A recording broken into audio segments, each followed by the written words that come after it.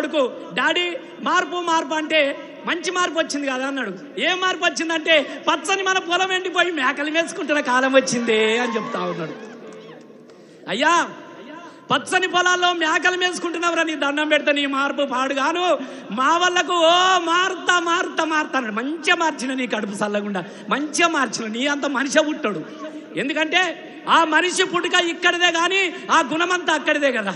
యాడికి పోతుంది మూలాలు, యాడికి పోతాయి మూలాలు. తెలంగాణ కోసం కొట్లాని వాళ్ళ, తెలంగాణ కోసం తెట్లాని వాళ్ళ, ఇదే తెలంగాణలో తెలంగాణ యుద్ధం జరుగుతూ ఉంటే, మా వినోదన్న పదవికి రాజీనామా చేస్తూ ఉంటే తెలంగాణ ఎట్లా ఇస్తారని తుపాకీ పట్టుకొని వచ్చినటువంటి నరహంతకుడు ఇప్పుడున్న ముఖ్యమంత్రి రేవంత్ రెడ్డి గారు. దయచేసి గుర్తు చేస్తా ఉన్నా మీకు. ఆ రోజు ఎట్లా ఉండే?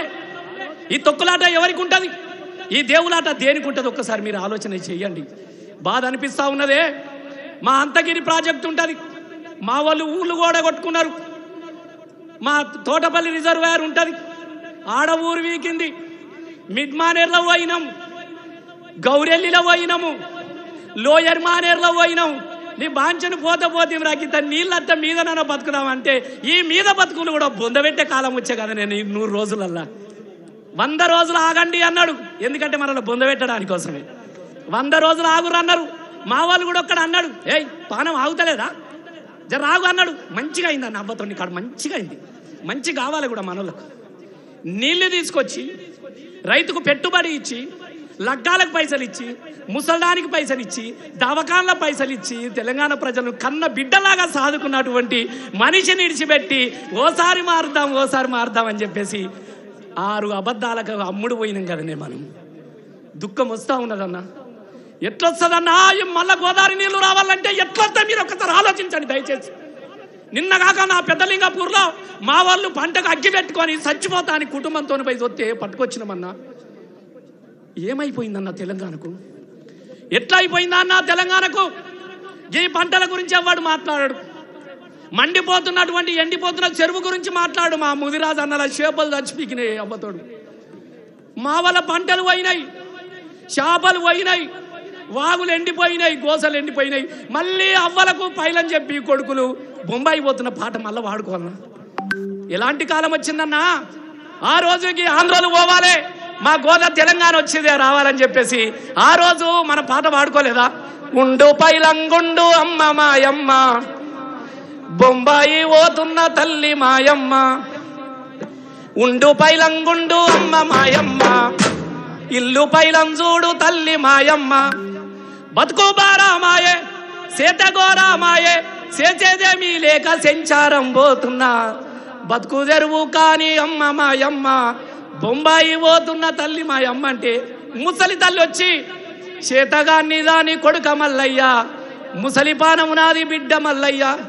ఈ ఏడు కరువు వస్తే వచ్చేడు చూద్దాము, కేసీఆర్ వస్తే తెలంగాణ తీసుకొస్తాడు బిడ్డ, మన చెరువులోకి నీళ్ళు వస్తాయి బిడ్డ, మన పొలం దున్నుకుందాం బిడ్డ, నువ్వు బొంబాయి పోకురా మల్లయ్య అని చెప్పేసి దుఃఖపడ్డటువంటి దుఃఖాన్ని తీర్చిండు మనం తెలియడానికి మన కేసీఆర్ గారు.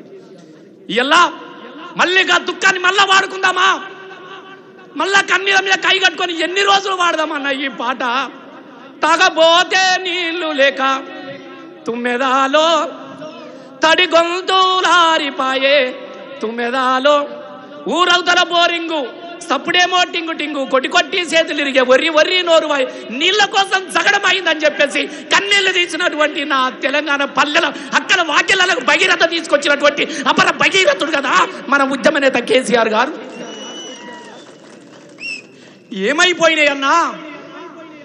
సేదబాయిలోన చెరువుకుంటలేని పాట పాడినటువంటి మనకు ఇవాళ నీళ్ళు ఇచ్చినటువంటి మన భగీరథుడు కేసీఆర్ గారిని అబద్ధాలకు అమ్ముడు పోతే అబద్ధాల మాటలు నమ్మి మళ్ళీ ఈ దుఃఖ పాటలు మళ్ళీ వాడాలన్నా అన్న? రసమై బాలకిషన్ నీ పని అయిపోయిందిరా బిడ్డ. పాట వాడినావు, ఆట ఆడినావు, తెలంగాణ కోసం ఊరు తిరిగినావు, వాడ తిరిగినావు. గిట్ట 4 రోజులు మంచిగా బతుకుతున్నామో లేదో మా మానకొండ వల్ల కడుపు చల్లకుండా పాటలు వాడుకున్న నన్ను ఎమ్మెల్యేని చేసిరు మా వాళ్ళు. ఏమైందో ఏమో అన్నా, ఒక్కసారి చూద్దామే.